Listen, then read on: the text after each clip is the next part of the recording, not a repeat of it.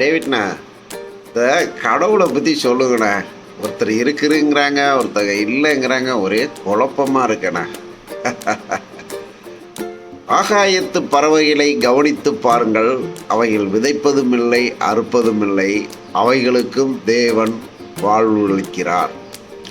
காட்டு புஷ்பங்களை கவனித்து பாருங்கள். அவைகள் நூற்பதும் இல்லை, அவைகளுக்கும் உடுத்து வைக்கிறார்.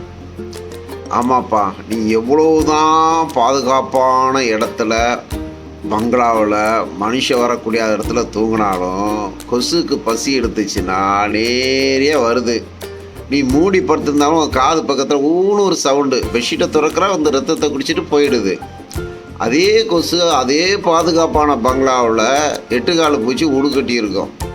அதுக்கு வந்து இரையாகுது. 2 பேருமே தேவைகளை கடவுள் சந்திக்கிறார். அல்லேலூயா.